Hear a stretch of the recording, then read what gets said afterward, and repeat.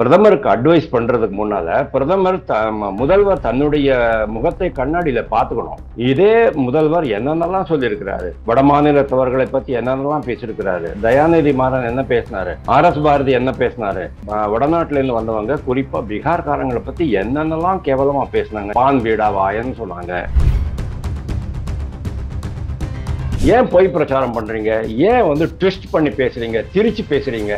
அவர் சொன்னது தமிழ்நாட்டை பொறுத்தவரை தமிழ்நாட்டுல பீகார் மாநிலத்திலிருந்து வந்தவங்க அந்த புலம்பெயர் தொழிலாளர்களுக்கு டிஎம்கே காரங்க, டிஎம்கே அரசு, காங்கிரஸ் கட்சி இப்படிதான் அவர் சொல்றாரு. அவங்க தான் ரொம்ப துன்புறுத்துறாங்க, ரொம்ப இன்னல்கள் கொடுக்குறாங்க, கஷ்டப்படுத்துறாங்க அப்படின்னு அவர் சொல்றாரு. கனிமொழி என்ன பண்ணிட்டாங்க, அதுக்கு ஒரு ட்விஸ்ட் கொடுத்து திரிச்சுட்டாங்க. அதாவது தமிழ்நாட்டு மக்களை பிரதமர் தவறாக சொல்லிவிட்டார் அப்படின்ட்டு. தமிழ்நாட்டு மக்களை பத்தி அவர் பேசவே இல்லை, அதைத்தான் திருப்பி திருப்பி சொல்றாரு. இவங்க பண்றது பிரிவினைவாதம். அதாவது வடக்கு தெற்கு அப்படிங்கிறது, ஹிந்தி சமஸ்கிருதம் தமிழ் அப்படிங்கிறது, அந்த மாதிரி இவங்க பிரிவினைவாதம் பண்றதுனால அவரை இந்த சமயத்துல அவர் கையில் எடுக்கிறாரு. அதாவது ஓகே, அது எலெக்ஷன் சமயத்துல அவர் ஏன் கையில் எடுத்தாருங்கிறது வேற விஷயம்.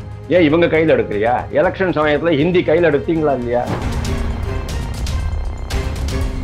இன்னைக்கு டிஆர்பி ராஜா மட்டும் இல்ல, மொத்த தமிழக அரசும் டோட்டலா எக்ஸ்போஸ் ஆயிட்டு நிக்குது. இது ஒரு மிகப்பெரிய அவமானம். KN நேரு சமாச்சாரம் இந்த ஆட்சேர்ப்புல பணம் வாங்கி லஞ்சம் வாங்கி 35 லட்சம் ரூபாய் வாங்கி ஒரு இடத்தையும் இது பெரிய கலக்கத்தை ஏற்படுத்தி இருக்கிறது டிஎம்கேக்கு.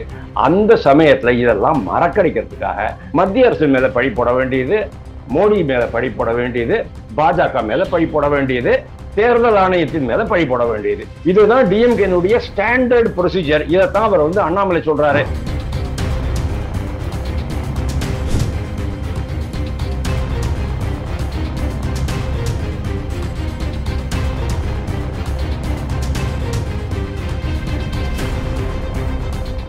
ரியலோ நேயர்களுக்கு வணக்கம். இன்று நம்மளுடைய நேர்காணலுக்கு அரசியல் விமர்சகரான திரு வாசுதேவன் அவர்கள் நினைச்சிருக்காங்க. சார் வணக்கம். வணக்கம் தமிழ். எப்படி சார் இருக்கீங்க?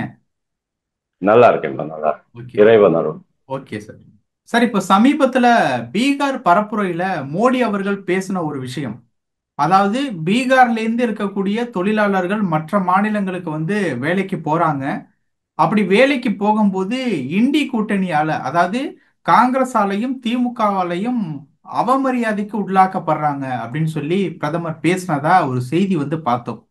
அதற்கு நம்மளுடைய தமிழக முதலமைச்சர் திரு ஸ்டாலின் அவர்கள் கண்டனம் தெரிவிச்சிருந்தாங்க. அந்த மாதிரி எதுவும் நடத்தப்படுறது இல்ல, ரொம்ப கௌரவமா தான் இருக்காங்க. அதே நேரத்துல இந்தியா அப்படிங்கிற ஒரு நாட்டுல வேற்றுமையில் ஒற்றுமை அப்படிங்கிற ஒரு விஷயம் தான் இருந்துகிட்டு இருக்கு. பீகாருக்கும் தமிழ்நாட்டுக்கும் ஒரு பகைமையை உண்டாக்குற விதமா மோடி அவர்கள் பேசுறது அப்படிங்கிறது தவறு அப்படிங்கிற அளவுக்கு ஒரு கண்டனத்தை தெரிவிச்சிருந்தாரு. இதற்கு அண்ணாமலையும் ஒரு கருத்து தெரிவிச்சிருந்தாரு. அதை நம்ம அப்புறம் பேசலாம். ஃபர்ஸ்ட் இப்ப பிரதமர் அவர்கள் சொன்ன ஒரு விஷயத்துக்கு ஸ்டாலின் அவர்கள் கொடுத்திருக்க கண்டனத்தை நீங்க எப்படி பாக்குறீங்க? பிரதமர் பேசுனது ரொம்ப கரெக்ட் தான். பிரதமர் எதையும் தவறாக சொல்லவே இல்லை. அவர் ரொம்ப கிளியரா சொல்றாரு, டிஎம்கே காங்கிரஸ்ன்னு கட்சியுடைய பெயரை எடுத்து தான் அவங்க சொல்றாரு. இந்த மாதிரி பீகார்ல இருந்து அங்க போயிருக்கிற தொழிலாளர்களுக்கு ரொம்ப தொந்தரவு கொடுக்குறாங்க, தாக்கி பேசுறாங்க, கேவலப்படுத்தி பேசுறாங்க அப்படின்னு சொல்லியிருக்கிறாரு. நம்ம முதல்வர் சொல்றதுதான் தவறு.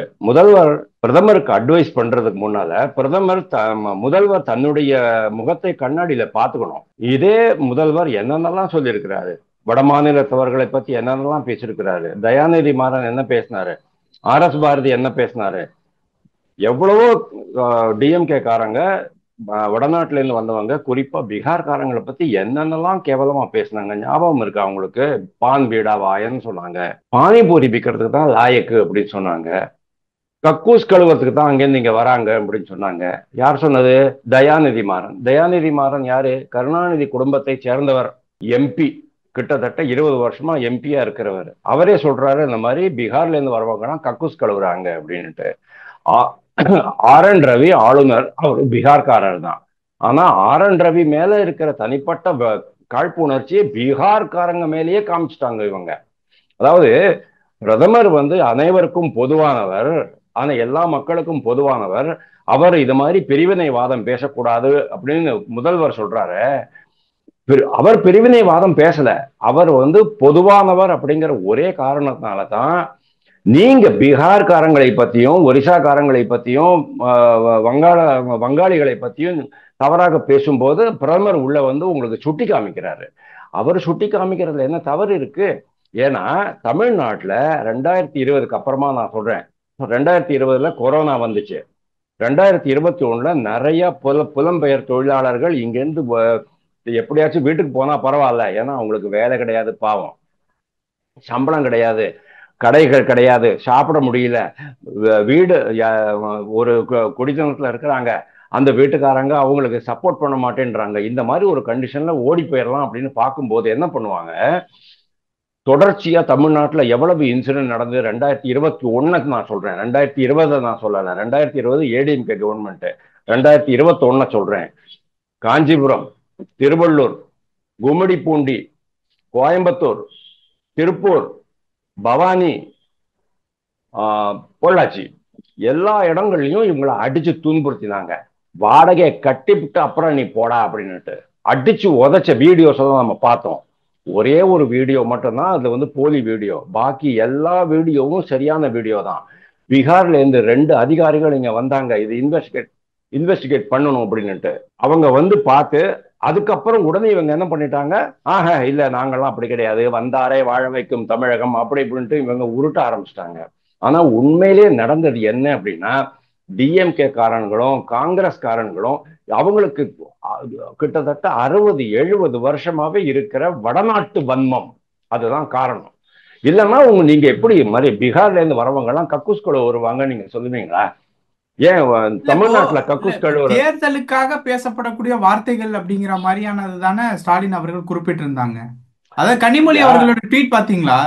தமிழர்களையும் தமிழ்நாட்டையும் அவமதிப்பதே வாடிக்கையாக கொண்டிருக்கிறாங்க அப்படிங்கிற மாதிரி ஒரு விஷயம். தமிழ்நாட்டை அவமதிக்கவே இல்லை அவர், தமிழ்நாட்டை அவமதிக்கவே இல்லை அவர். தமிழ்நாட்டை அவமதிக்கிறதா இருந்தா தமிழர்களுக்கு இவ்வளவு பெருமை அவர் சேர்த்திருக்கவே மாட்டாரு. தமிழ்நாட்டுல ஊர் பேர் தெரியாத முகம் தெரியாதவர்களுக்கெல்லாம் அவர் வந்து பத்மஸ்ரீ அவார்டு கொடுத்திருக்கிறாரு. அவருடைய மன் கி பாத் உரையில தமிழ்நாட்டிலிருந்து வந்தவங்களுக்கெல்லாம் அவர் ரெகக்னேஷன் கொடுக்கிறாரு. தமிழ்நாட்டுக்கு பூகோள குறியீடு இருக்குது இல்லையா, பூகோள குறியீடு 19 பொருட்களுக்கு தமிழ்நாட்டுல பூகோள குறியீடு கொடுத்திருக்கிறார் இவர் பிரதமர். அதே மாதிரி தமிழ் பத்தியும் தமிழ் கலாச்சாரியம் பண்பாடு வழிபாட்டு முறைகள் பற்றி நிறைய இடங்கள்ல போய் பேசிட்டு வர்றாரு. சமீபத்துல கங்கை கொண்ட சோழபுரத்துல கூட போயிட்டு தொழுதுட்டு வந்திருக்கிறாரு அப்படிங்கிறத நம்ம பாக்குறோம்.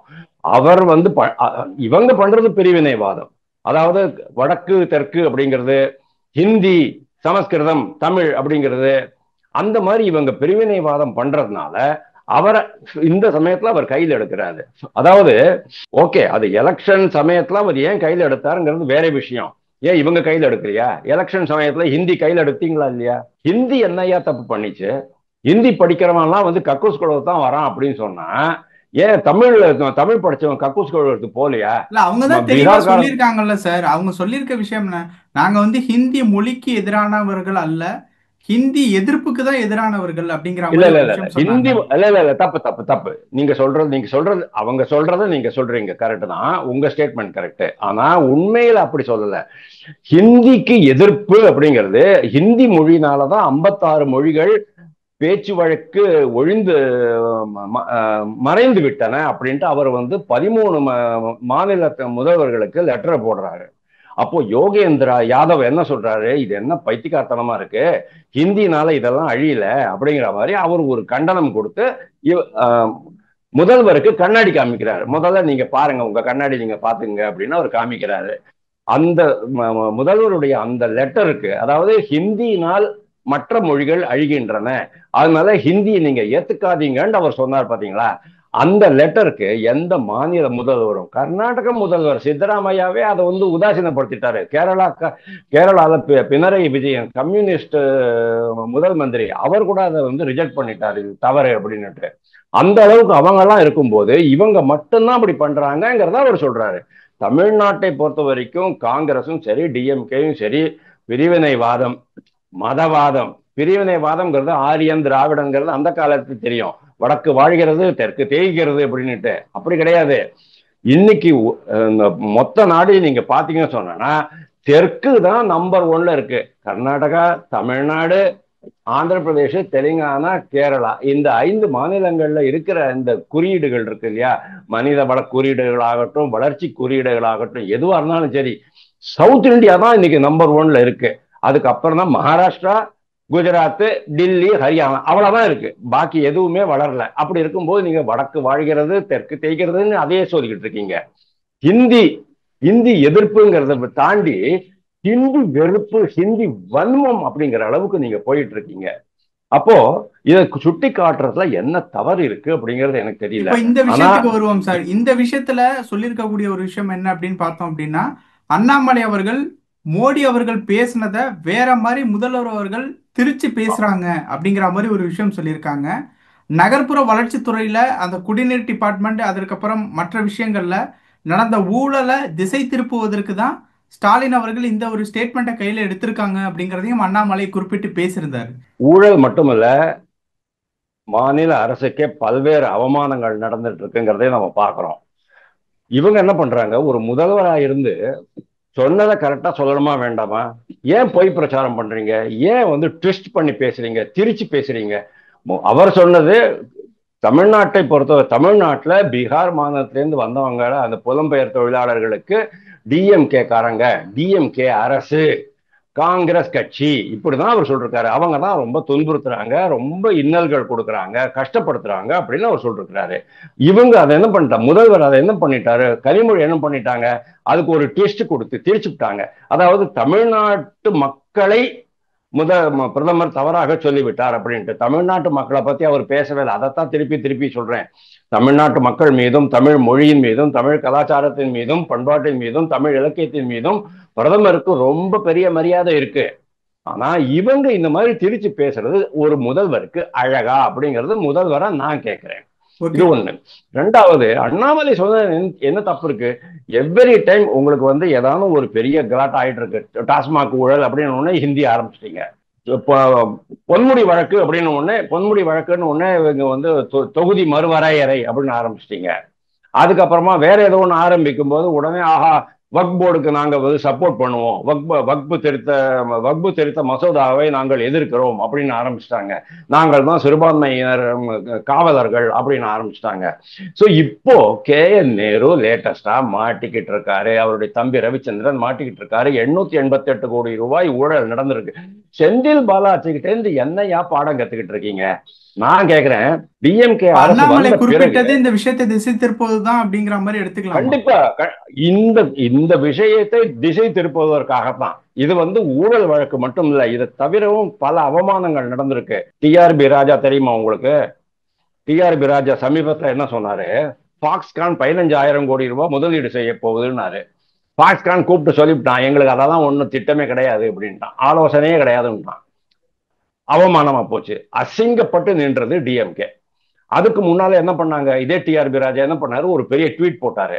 அதுல என்ன பண்ணாரு, 15,000 கோடி ரூபாய் கப்பல் கட்டும் தொழில் முதலீடு வந்துள்ளது அப்படின்னாரு.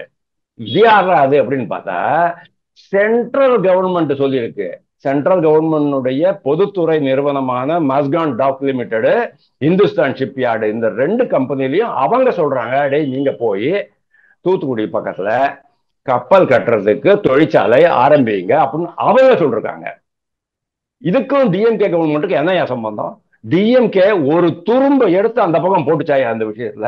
கிடையவே கிடையாது. ஆனா உடனே போயிட்டு ஸ்டிக்கர் ஒட்டிட வேண்டியது, எல்லாருக்கும் போயிட்டு ஸ்டிக்கர் ஒட்ட வேண்டியது. நேத்து என்ன தெரியுமா, இதே டிஆர்பி ராஜா மின்னணு, அதாவது எலக்ட்ரானிக்ஸ், மின்னணு உதிரி பாகங்கள் தொழிற்சாலை, அது 7 சென்ட்ரல் கவர்மெண்ட் 6 மாசத்துக்கு முன்னாலே அந்த கொள்கையை அவங்க அறிவிச்சிருக்கிறாங்க. அந்த கொள்கையில அவங்க அறிவிக்கும் போது 59,000 கோடி ரூபாய்க்கு தான் முதலீடு எதிர்பார்த்தாங்க. ஆனா அவங்களுக்கு வந்த முதலீடுகள் 1,14,000 கோடி ரூபாய். அப்படின்னா நீங்க பாருங்க எவ்வளவு பயங்கரமான டெவலப்மெண்ட். டிஎம்கே கவர்மெண்ட் அதுக்கு ஏதாச்சும் ஒரு துரும்ப கிள்ளி போட்டுச்சா? ஏதாச்சும் ஒரு விஷயத்துல ஒரு சின்ன உதவியோ சலுகையோ அறிவிச்சாங்களா? கிடையவே கிடையாது. உடனே டிஆர்பி ராஜா என்ன பண்ணிட்டார் தெரியுமா, 5 தொழிற்சாலைகள் தமிழ்நாட்டில் வர இருக்கின்றன, 5,000 பேருக்கு வேலை கிடைக்கும், 5,535 கோடி ரூபாய்க்கு முதலீடு வருகிறது அப்படின்னாரு. ஆனா உடனே பாருங்க, சென்ட்ரல் கவர்மெண்டுடைய முயற்சி தானே தவிர இது டிஎம்கே கவர்மெண்ட்னுடைய எந்த டிஆர்பி ராஜாவுக்கு ஒண்ணுமே தெரியாது சார். அவருக்கு வந்து ஒரு மினிஸ்டராகவே இருக்கிறதுக்கு தகுதி கிடையவே கிடையாது. ஏன்னா தகுதி இருந்ததுன்னு சொன்னா அவர் இந்நேரம் அவர் என்ன பண்ணியிருப்பாரு, தமிழ்நாட்டுல உற்பத்திக்கான சூழ்நிலையை கரெக்டா டெவலப் பண்ணி விட்டுருப்பாரு, சட்டம் ஒழுங்கு பராமரிச்சிருப்பாங்க. இதெல்லாம் இல்லாம இருக்கிறதுனால தான் உங்களுக்கு வந்து கூகுள் காரன் என்ன பண்ணிட்டான், 1,12,000 கோடி ரூபாய் ப்ராஜெக்டை அங்க எடுத்துட்டு போனான், விசாகப்பட்டினத்துக்கு எடுத்துட்டு போனான். தமிழ்நாடு எல்லா விதத்திலையும் தோல்வி அடைஞ்சுக்கிட்டு இருக்கு. இதை எல்லாத்தையும் மறக்கணும். அதாவது பொய் சொல்றது வேற, நீங்க நேர்மையா வேலை பண்ணுங்க, ஏதோ வந்துச்சுன்னா பரவாயில்ல, வரலன்னா பரவாயில்ல, நாங்க ஒத்துக்கிறோம். ஆனா ஒண்ணுமே வேலை செய்யாம சென்ட்ரல் கவர்மெண்டுடைய திட்டம் எல்லாத்துக்கும் ஸ்டிக்கர் விட்டுட்டு டிஎம்கே பண்ணுச்சுன்னு சொன்னா தப்பா இல்லையா? இன்னைக்கு டிஆர்பி ராஜா மட்டும் இல்ல, மொத்த தமிழக அரசும் டோட்டலா எக்ஸ்போஸ் ஆயிட்டு நிக்குது. இது ஒரு மிகப்பெரிய அவமானம். கேஎன் நேரு சமாச்சாரம் இந்த ஆட்சேர்ப்புல வந்து பணம் வாங்கி லஞ்சம் வாங்கி 35 லட்சம் ரூபாய் வாங்கி ஒரு இடத்தையும் நிறைய பேருக்கு தகுதி உள்ளவர்களுக்கு தகுதி வாய்ந்தவர்களுக்கெல்லாம் அந்த வாய்ப்பு கொடுக்கப்படாமல் அவர்களுக்கு அநியாயம் ஏற்பட்டிருக்கிறது. இது வந்து பெரிய கலக்கத்தை ஏற்படுத்தி இருக்கிறது டிஎம்கேக்கு. அந்த சமயத்துல இதெல்லாம் மறக்கடிக்கிறதுக்காக மத்திய அரசு மேல பழி போட வேண்டியது, மோடி மேல பழி போட வேண்டியது, பாஜக மேல பழி போட வேண்டியது, தேர்தல் ஆணையத்தின் மேல பழி போட வேண்டியது. இதுதான் டிஎம்கேனுடைய ஸ்டாண்டர்ட் ப்ரொசீஜர். இதைத்தான் அவர் வந்து அண்ணாமலை சொல்றாரு, 60 வருஷம் முன்னால அதெல்லாம் ஓகேப்பா, இன்னைக்கு ஏன்டாப்பா அதை பண்ணிட்டு இருக்கீங்கன்னு கேட்கிறாரு. கரெக்டா? ஓகே, பல விஷயங்கள் பேசணும். நேரத்துக்கு ரொம்ப நன்றி சார். தேங்க்யூ.